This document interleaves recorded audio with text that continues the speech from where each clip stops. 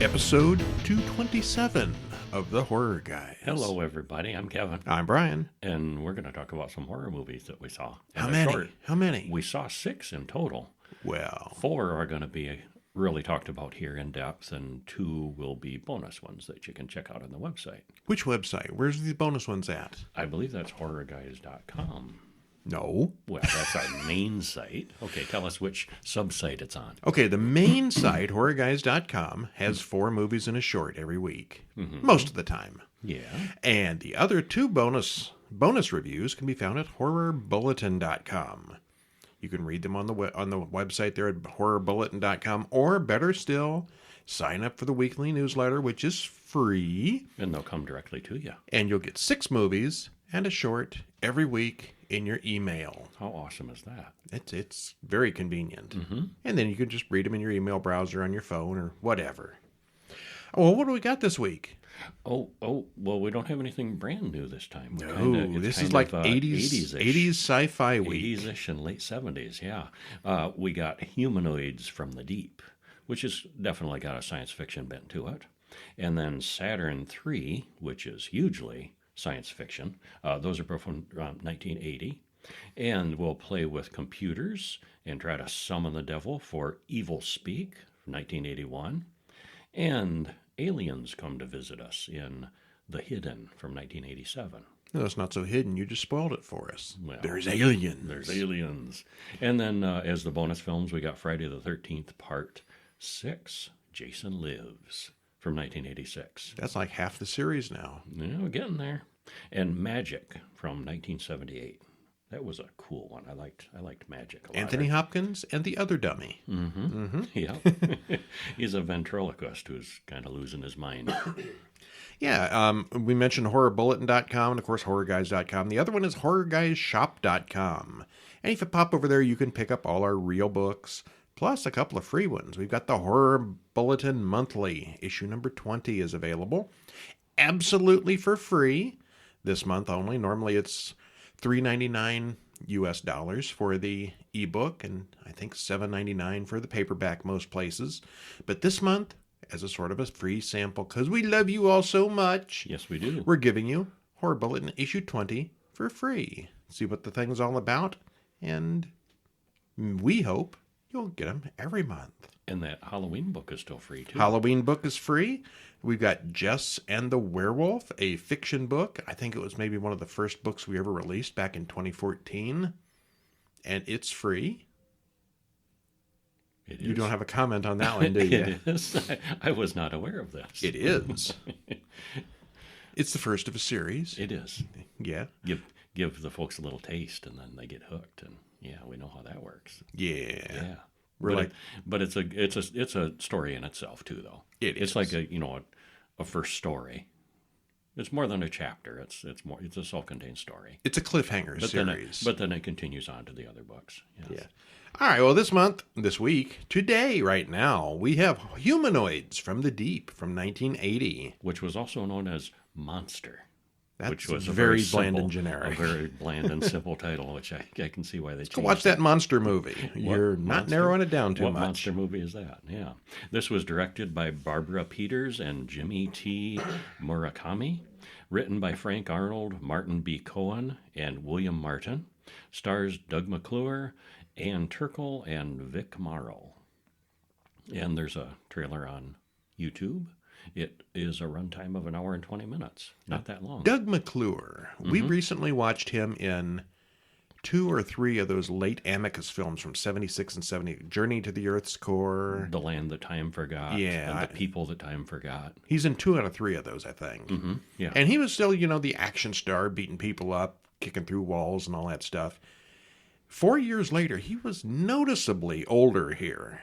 And he didn't do so much this time. Yeah, he did not. Yeah. He aged quick in those 4 years. Well, they could have youthed him up a bit for the others. But yeah, he was showing his age more for not that many years. Yeah. And this is a movie that Roger Corman produced and had a heavy hand in influencing. With the violence, the nudity. You can tell. The explosions, things that he pressed for. He didn't direct, but he may as well have. He dabbled a lot, yeah. So, spoiler free? This is a decent monster movie with a very high body count, abundant gore, quite a bit of nudity, and a surprising number of explosions and fires. Yeah, this town is really explosion prone. It's nothing terribly serious. It's a fun movie, but it's an entertaining thing overall that holds up pretty well. I think neither of us had seen it in a very long time, if we had ever seen it. I'd never seen it all the way through. I don't remember if I have or not. I suspect I probably did, but I didn't remember it. I enjoyed it. Yeah, I did too. Yeah. Well, what happens? Well, we open to a shot of underwater plants as the credits roll. Sort of a POV kind of thing. Jimmy and Tommy Hill drive up to the dock and talk to the fishermen there. And they all whine about the fishery that might open next year. They want our jobs. Yeah. Later, a couple of fishermen get something big out in the water, but their winch runs out of gas. And we see the claws of the monster in the net, but it's too heavy and they can't get it up because the winch isn't working right and they can't haul it. And it's a comedy of misadventures until it isn't funny anymore and the boat explodes in a rather excessive way, killing all of them. Everything explodes excessively in this. So you know this movie is serious when they kill a kid right off the bat. Yep, he's the first one killed. Yeah, well, the boat of people. There was a couple other guys too there, but yeah. And Jimmy and Tommy watch from the distance through binoculars. Well, the sheriff talks to Jim. He thinks the explosion may have been foul play. It wasn't really. It was just a bunch of idiots. Bunch of idiots. Yeah. Well, the monster outside kills Jim's dog. And the next morning they find every dog in town dead except for the one belonging to the town's Indian. And the fisherman thinks that's suspicious. And this is the town's Native American guy, and they specifically very much call him an Indian. Yeah, that wasn't Kevin misspeaking. That wasn't, yeah. The times. They are politically correct as the time was, or politically incorrect as the time was. Yeah, they refer to the Indians, the Indian. And of course, when bad things happen to all the dogs in town, they blame the Injun. Yeah, it must be him, the outsider. Yeah, it's that Let's kind of get town. him. Yeah. Well, the mayor calls a town meeting for the big festival. The executives from the cannery are all visiting, and he's brought in a scientist, Dr. Susan Drake. And her claim is to be able to grow salmon bigger, stronger, and more plentiful than before. Johnny Eagle comes into the meeting. Someone finally killed his dog, too. It was Slattery, who's been pushing for the cannery. And this all devolves into a fist fight. Well, the next morning, Slattery goes off into the woods and spies on the Indians who are planning a legal case to stop the cannery. And he then goes back to town, tells his goons that they need to solve their own problems. Wink, wink, if you know what I mean. Well, elsewhere, people are making out on the beach. And Jim and Dr. Susan are out on his boat. They almost catch something big, but it gets away. Susan does some underdeveloped photos of it. This was back in the days when you had to... She takes a picture, and then there's like film in the camera. And you have to wait and develop it before you can see the picture. It was so archaic back then. Wow. Yeah. Well, down on the beach, something rips Jerry's face off and then drags away Linda, his girlfriend. We see the horrible green monster pull off her clothes and maybe rape her. Another couple is attacked that night, and the man is killed and the girl taken.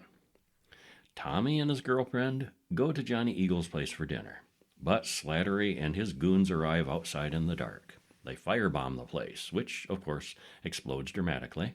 I think Johnny Two Eagles there had cans of gas stored everywhere. Yeah, as one does. Yeah, everywhere on the compound. Yeah, as Tommy shoots at the baddies, a monster comes out of the water and grabs him.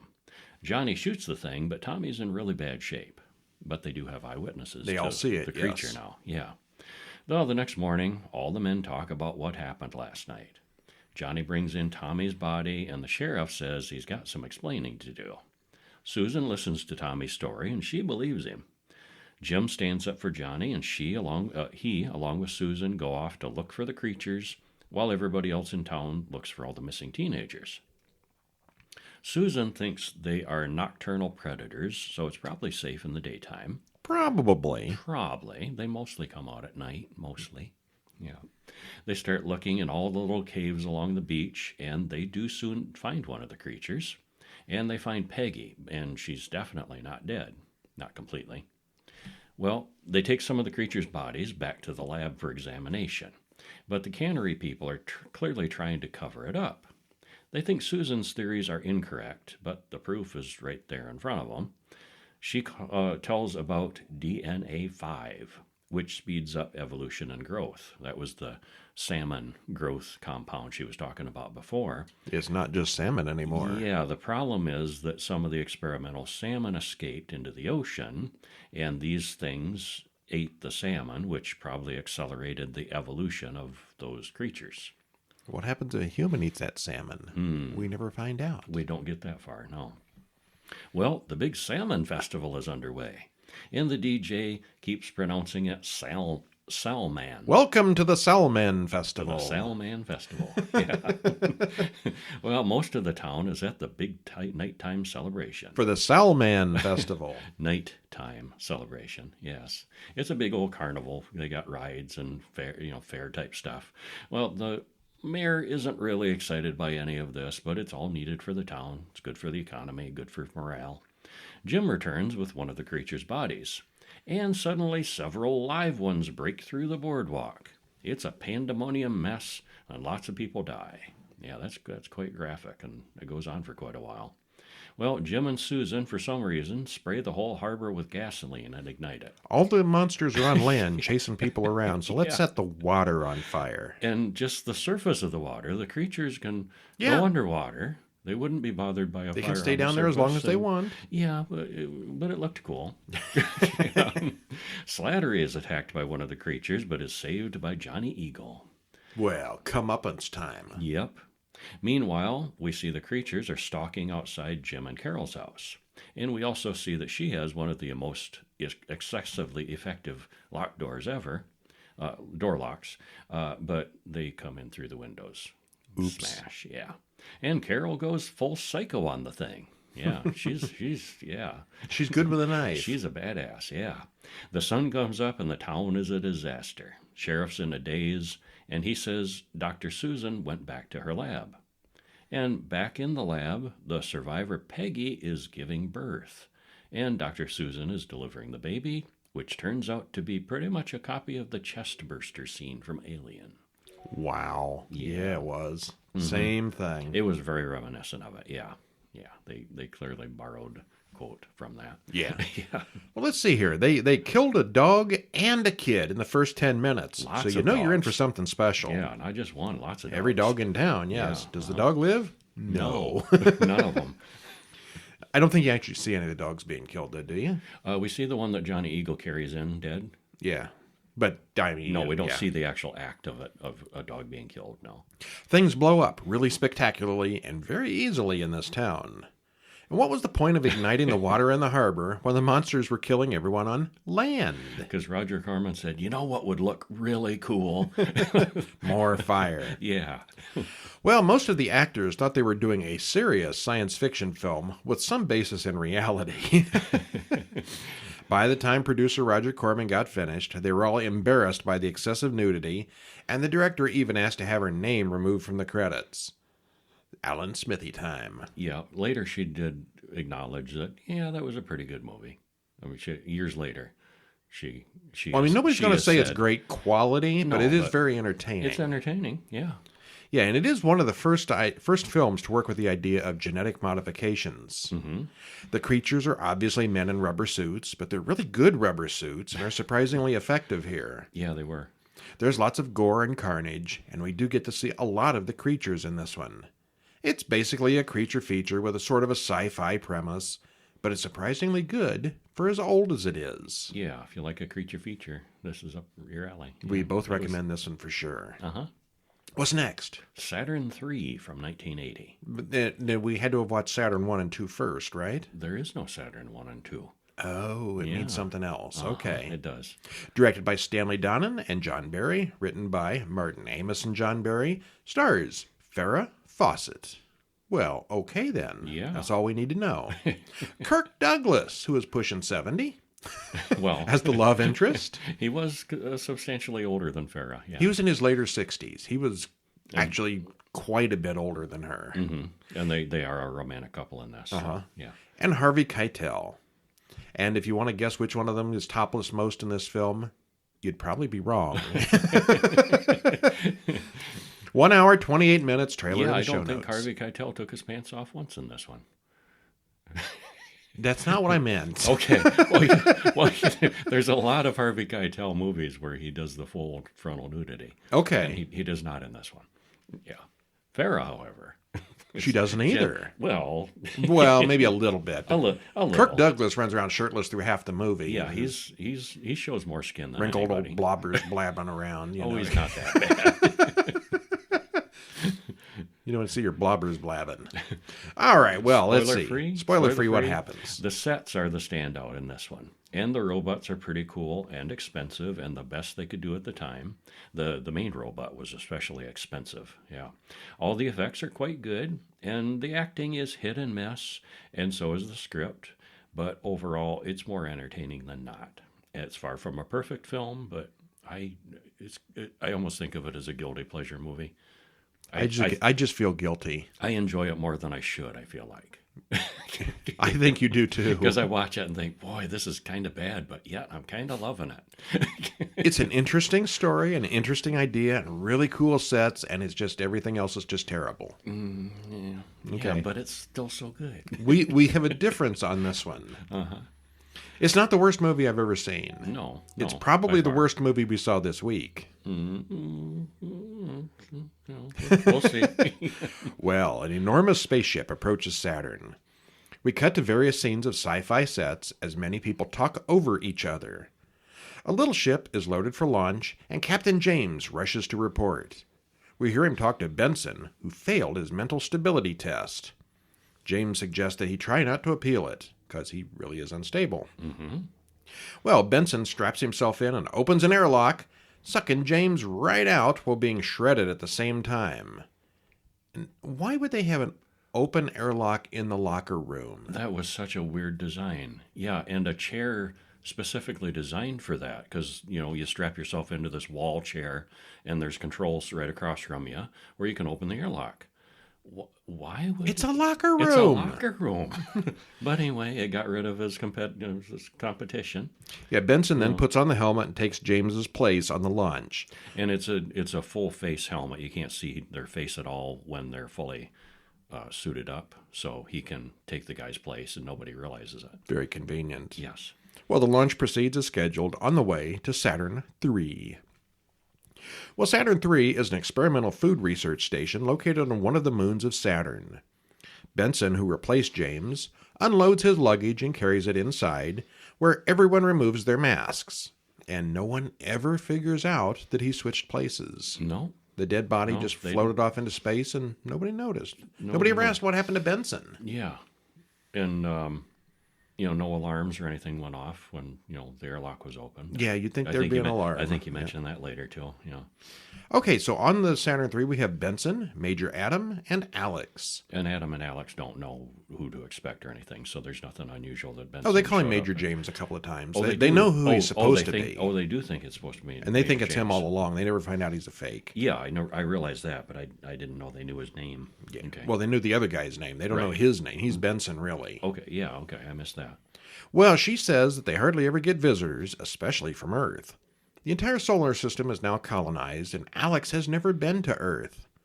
They're in eclipse behind Saturn, so there's a communications blackout that will last 22 days.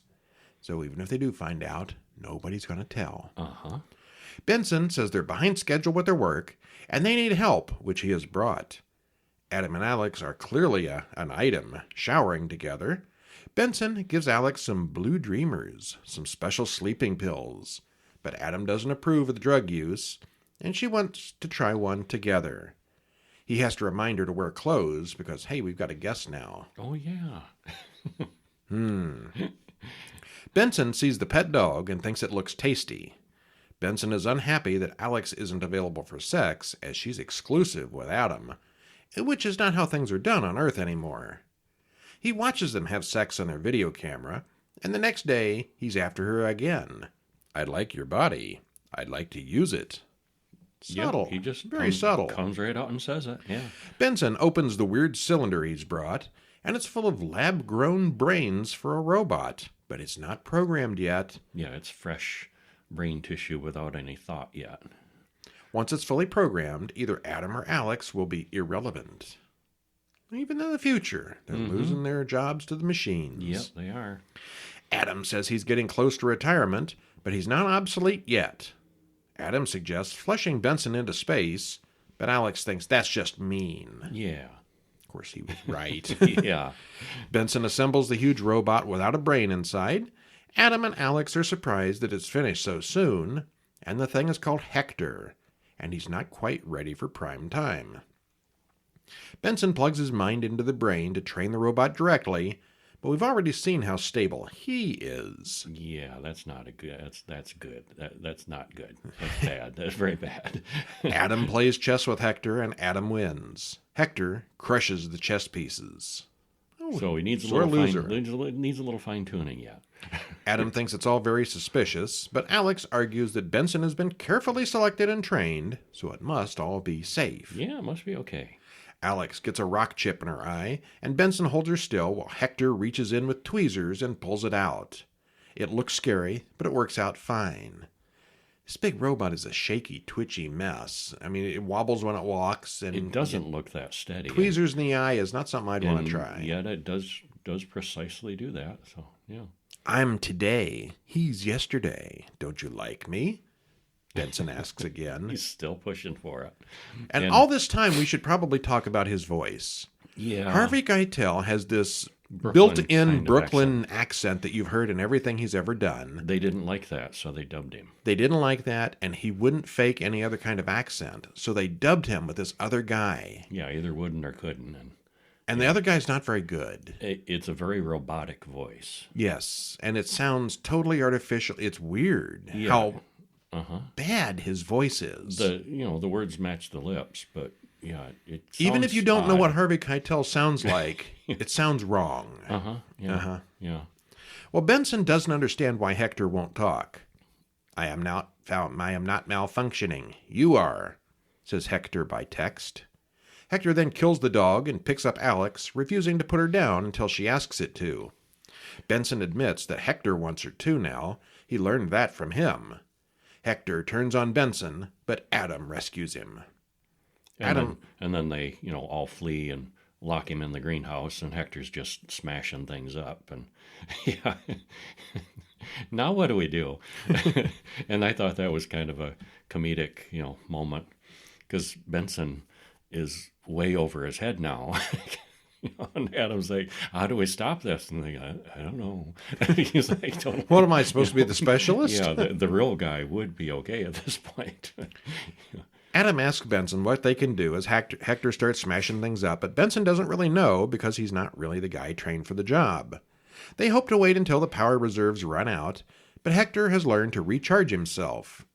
Adam causes a power surge while he's plugged in, which shorts out Hector, and they remove his brain.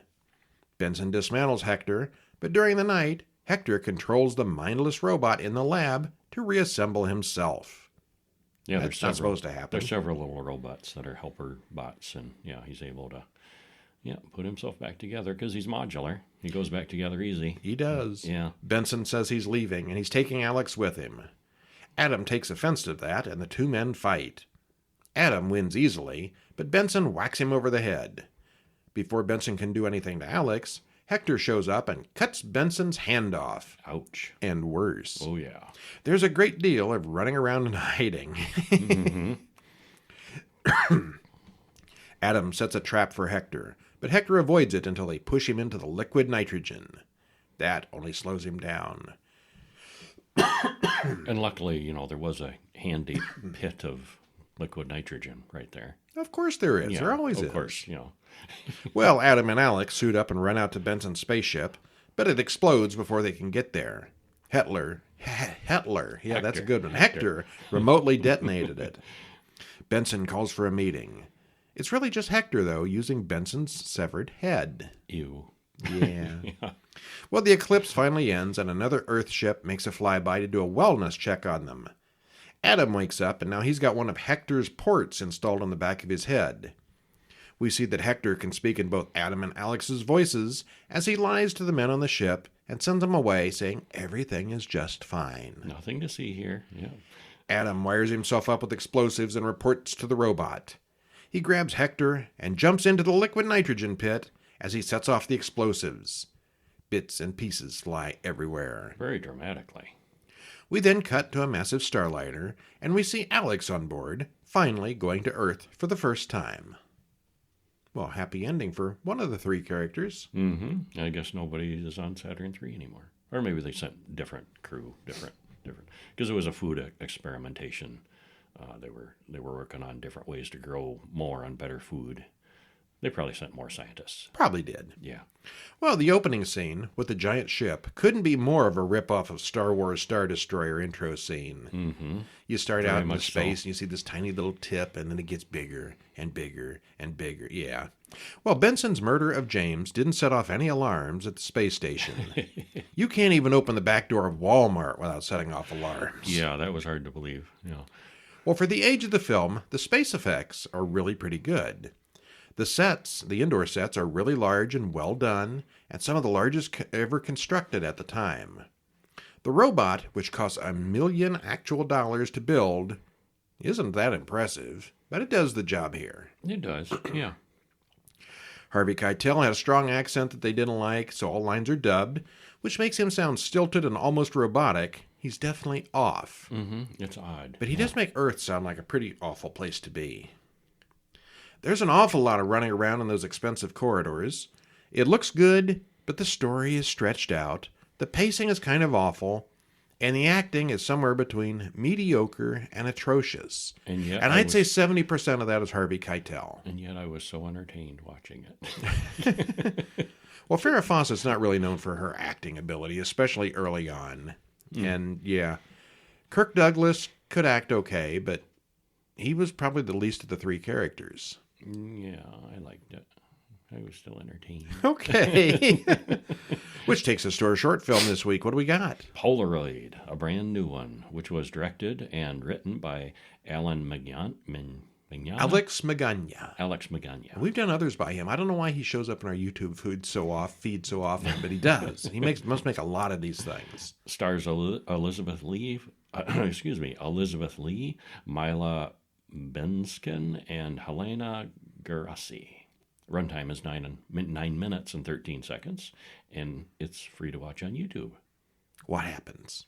Barbara goes to visit her dead mother's grave. She pulls out a sandwich and eats it there as something approaches from behind. Oh, no, wait, it's just her friend Tiffany, who's brought Barbara her photography homework, which includes an old-style Polaroid camera, and she's supposed to take pictures with this.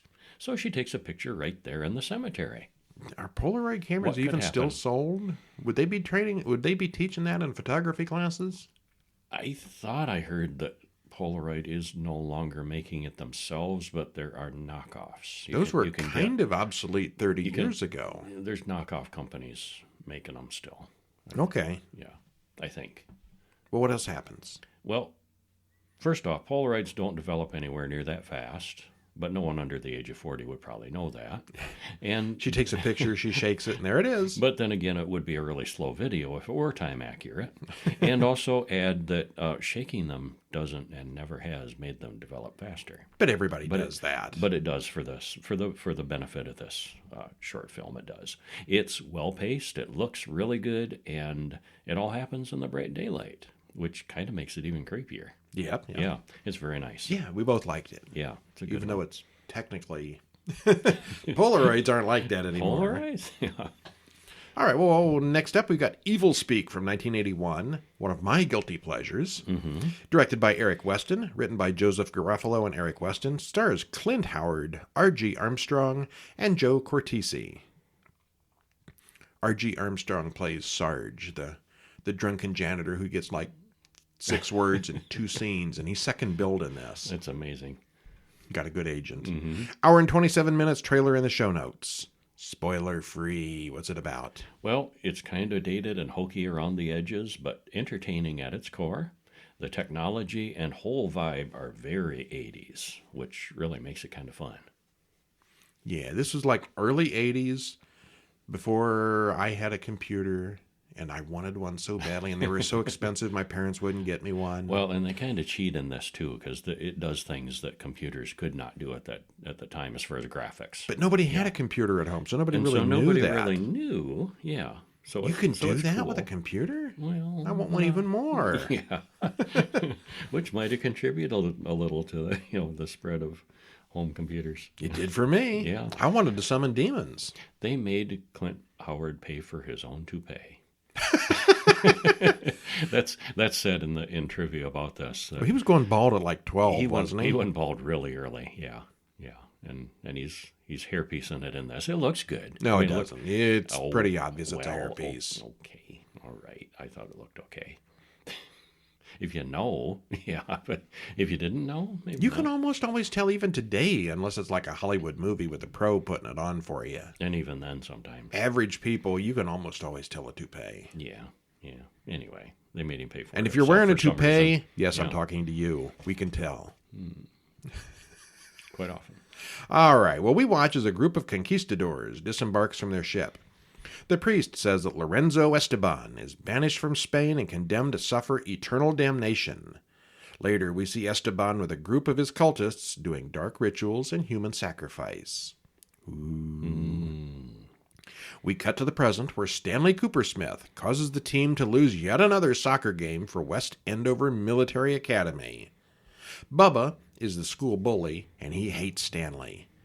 The coach suggests to Bubba that if Coopersmith got hurt, they might not lose so many games. Wink, wink. He has to nudge, let him nudge. play, but if he's wounded, he can't do it. Yeah, he's not very athletic, but he's required, the coach is, to let them all play. Stanley's an orphan, and he's only there because of government assistance, which is another reason he's so disliked. Everyone else is rich. Well, Stanley goes to church to find Reverend Jameson and goes down to the old basement underneath. He runs into creepy old Sarge, who's a drunk and also hates Stanley. Actually, everyone hates Stanley. Yeah, there's a lot of that in this one. Jameson tells Bubba's mother, a big donor, about the history of the old church, which was founded by Father Esteban a long time ago. Before being executed, Esteban vowed to return and get his revenge. And this is something that the priest knows, and he's telling donors because it's such a cool story. Yeah, We have the Church of the Demonic Sacrificial Yeah. Monster Guy who was executed. Built But it's on- pretty cool, built on huh? the site. Isn't that cool? And I'll give us some money to help run it, huh? Well, Stanley's been assigned a work detail to clean out the basement of the ancient church, and he finds a secret room down there, and inside that, he finds an old tomb with many old books. Stanley has a nightmare about Satanists and is late for his Latin class. Latin final exams are coming up soon, and Stanley mentions using a computer to make sure his project is accurate. That night, working on his computer, Stanley types in some of the Latin from his book. It translates Esteban's words for him, and it mostly confirms what Father Jameson said earlier. Esteban will return. I'll be back.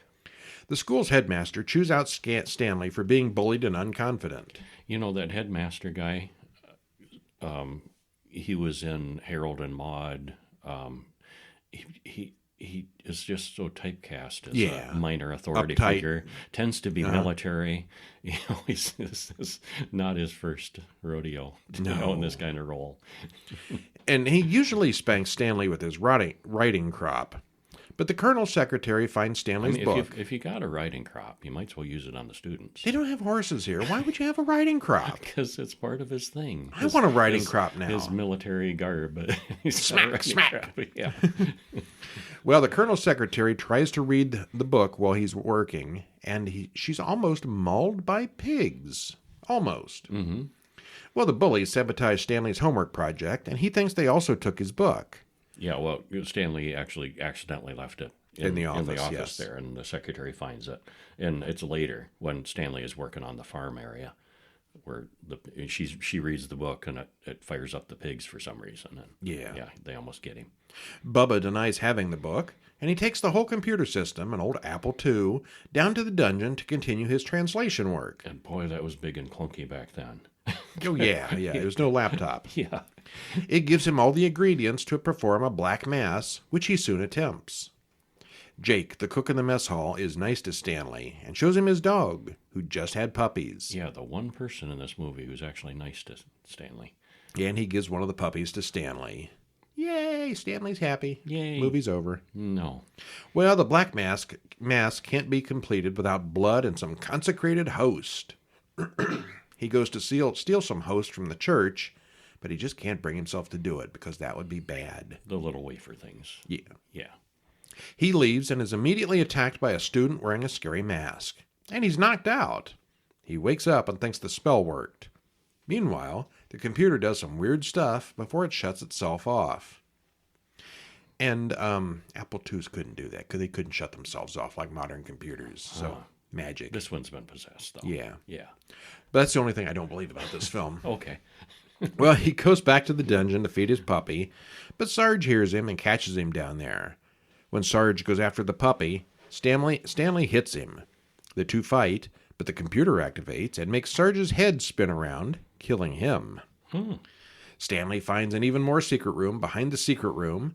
Secret room. Secret. Yeah. And this one's full of skeletons. He stashes Sarge's body in there. Yeah, one more won't matter.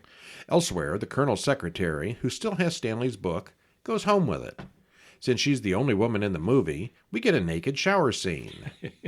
Yeah, I guess it had to happen. Well, there are some cheerleaders later. But they're not real characters. She's the only female character. That soon gets interrupted when she's eaten by pigs. She got a thing for pigs. Came full circle, yeah. Yeah, well, the book on the table in the next room then simply vanishes. Tonight's the big pep rally before the big game tomorrow, and Bubba and the guys start picking on Stanley, and they threaten his little dog. Don't threaten the dog. The Colonel only sees Stanley and throws him off the team. Just like John Wick. Don't threaten the dog. Yeah, and don't mess with people's dogs. Yeah. That never goes well. No. Well, the bad guys go to check out Sarge's place down in the basement, and they find Stanley's secret place where they hear his dog barking. They find the dog, the computer, and all the books. Bubba sacrifices the little dog, and the computer screen goes blank.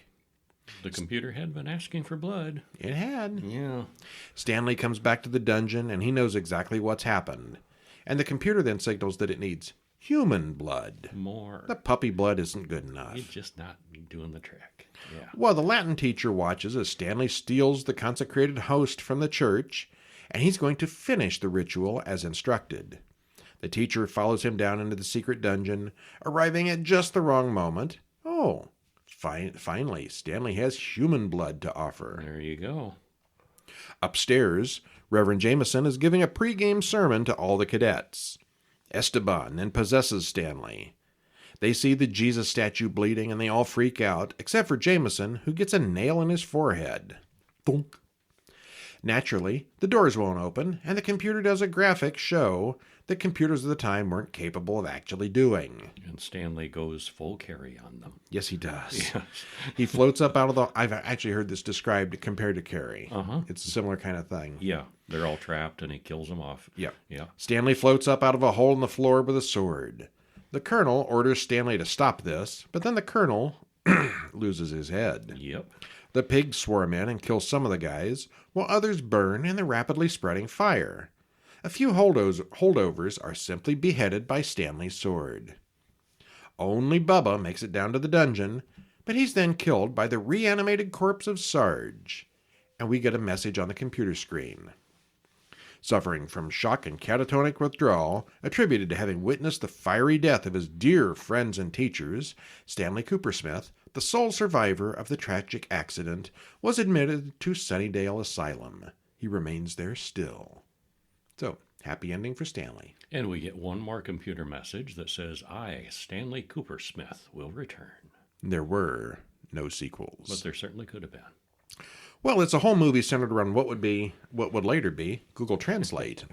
Kinda. Type in your Latin and things happen. Uh-huh. Well, the sets are not particularly good. The special effects are pretty awful, too.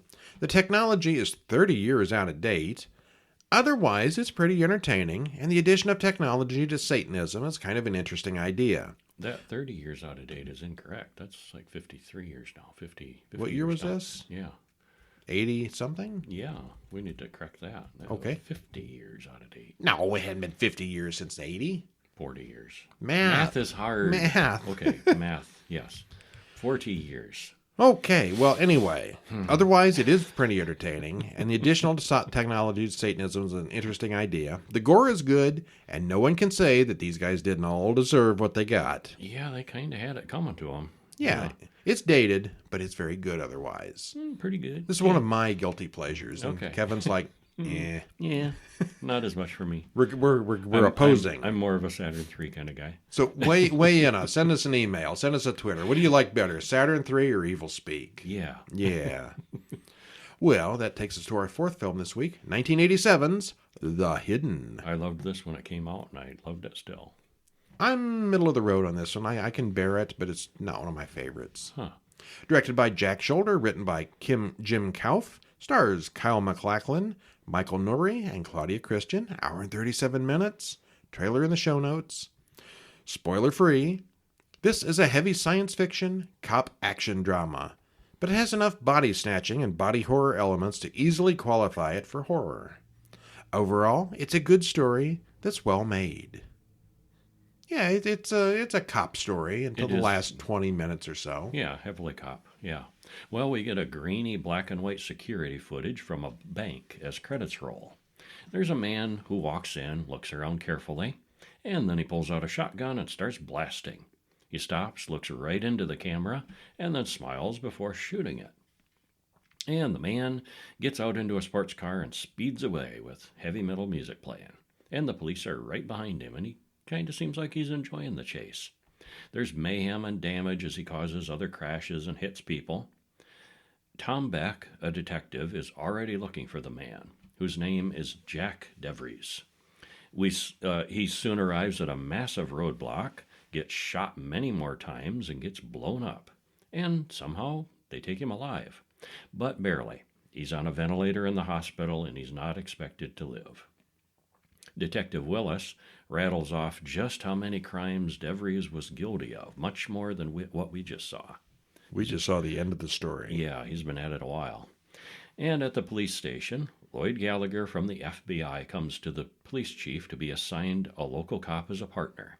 He's looking for DeVries as well, and he wasn't aware the man had been captured. Hot diggity.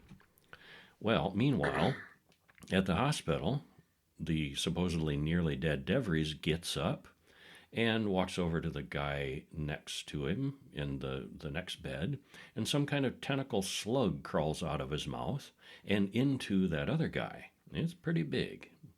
Well, the new guy, Jonathan Miller, is said to be a very kind and honest man who is so terminally ill that he was expected to never leave the hospital alive, who is currently out violently robbing a record store. That's not supposed to happen. Yeah, he got up, walked right out, and DeVries is there dead, as far as they can know, as far as they know. Well, Gallagher then comes to Beck wanting to find Miller now. That's strange because Miller has no record at all. Beck gets the call from the record store and finds out that Miller was the guy who did it. And why would he suddenly turn bad? Oh, FBI guy Gallagher is vague about what's going on, but he says the criminal he's chasing assumes other people's identities. There's more to it than that, obviously. Yeah. Well, Miller goes into a diner. He watches Senator Holt on TV, and he's very interested. Miller sees a sports car that he likes, tries chasing it on foot. But Miller's got a bad heart and bad stomach and some real physical problems that slow him down. But he does eventually get the car, which is... Yeah, he may have an alien inside watch. him, but it's still a defective body. Yeah, that's breaking down and. Well, Gallagher tells Beck that the perpetrator killed his partner, and Beck invites him over for dinner. Gallagher is kind of strange, and he eats strangely, and he does everything strangely. He's just a little off. And he also mentions the perpetrator killed his wife and daughter, so he really wants this person. Meanwhile, Miller goes to a strip club, and we can see that he's bleeding. His body's falling apart. The police spot his stolen car out in front, and they call Beck. Miller goes into the dressing room and harasses Brenda, one of the strippers. And we soon see his bug has transferred into Brenda. He's got boobies now. There's a wild chase and a shootout. Brenda is hit several times, but still runs away. Gallagher shoots her a dozen times and then points a strange device at her. kind of a ray gun sort of thing. But rather than be captured, she says she won't come out and jumps off the roof instead. The police lieutenant's dog, investigates her dead body, but no people approach. It wouldn't get into a dog, would it? Well, we see the dog growling when it sees Gallagher. So, yep, I think that's what happened. Beck has seen enough to know something very strange is going on, and when Gallagher refuses to explain further, Beck orders his arrest. And they do a background check. Beck finds out that Lloyd Gallagher was actually killed in a forest fire a month ago. He's not who he says he is. Gallagher admits what's going on. There's an alien creature that moves from one body to another. It can only be killed when it's between bodies. His ray gun doesn't work on human flesh. He thinks that now it knows that he's after it, it'll come after him. He's been tracking it for 9 years, and now it's here on Earth. Well, Beck just thinks this is BS and locks him in a cell. Well, the police lieutenant, Masterson, comes to the station. That was the dog owner. And meanwhile, in the police lab, the technician finds Gallagher's weapon, and Masterson hears it fire. He takes the weapon from the guy and a shotgun, and he takes Beck hostage and starts shooting up the police station. Well, now believing the story, Beck lets Gallagher out of his cell, and it's moved into Willis, Beck's partner now.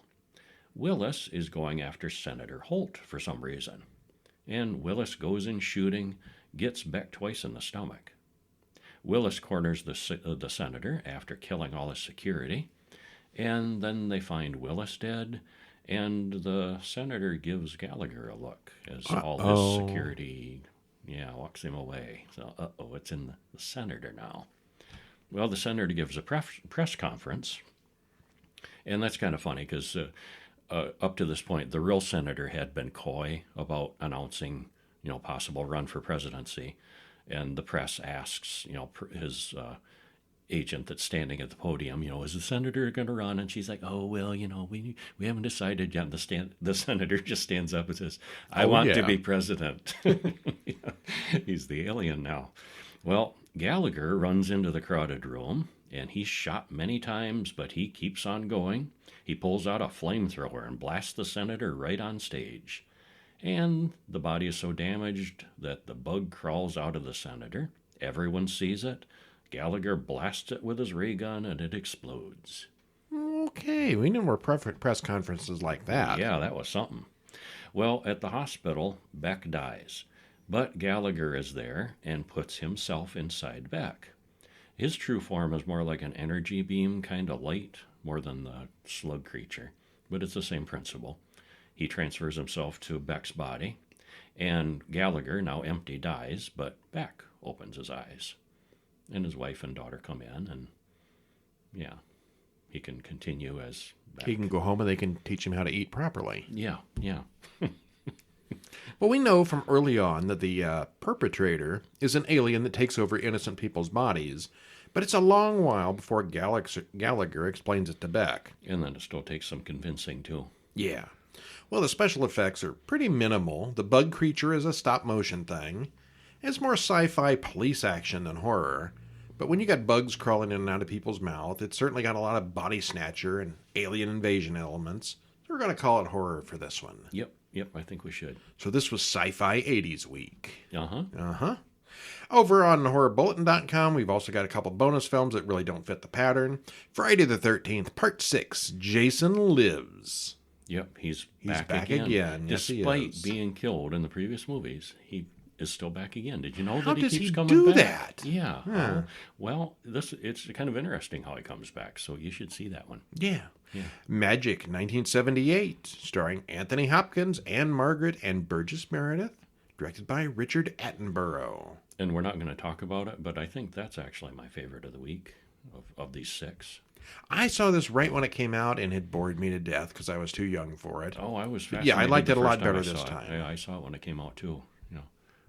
Let's see, if I was going to recommend one movie this week, I would recommend Magic. Humanoids from the Deep Okay. would be my favorite of the bunch.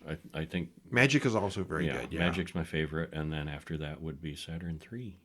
Yeah, yeah. I like Evilspeak, but I honestly can't recommend it very much. I liked them all. Yeah. Okay. I like The Hidden very much too. Yeah. Oh, there was none of these that was really bad. Yeah, they were. I was entertained by all of them. It was a week of entertainment. Yes. Yeah. Yeah. Because there's so many movies from the 80s that we wouldn't have chosen. Yeah. All right. Well, tune in next week where we're going to have, believe it or not, 5 movies and no short. Huh. Interesting. It's weird and twisted. Yeah.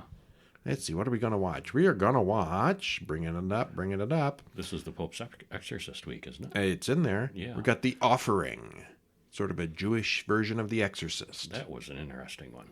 Motion Detected, a sort of a smart home that goes bad. Mm-hmm. Evil Dead Rise. You've probably heard of it. It's gotten a lot of hype. The Pope's Exorcist. You've probably heard of it. Also hyped. And Renfield. You've probably heard of it. Yeah. Yeah. And also going to slip in a documentary there. The real guy that the Pope's Exorcist is based on. The Devil and Father Amorth, a 2017 documentary about the true story of this exorcist. And it's got an actual, real, honest-to-God exorcism in it, Mm-hmm. which is a lot less dramatic than the movie. There's a lot less blood and, a lot less excitement. See, our other bonus film next week is going to be Ennis Men. Enos Men. I'm not sure. ENYS. I don't. Because we never hear it, so I don't know. Yeah, exactly. I don't know how you say it. I don't even know what it means after seeing the movie. It's the character's name is not Ennis, and it's not. I don't believe. So. Yeah, I don't know, but it was interesting. We'll talk about that next week. Until then, I'm Brian, and I'm Kevin. We'll see you next week. See ya.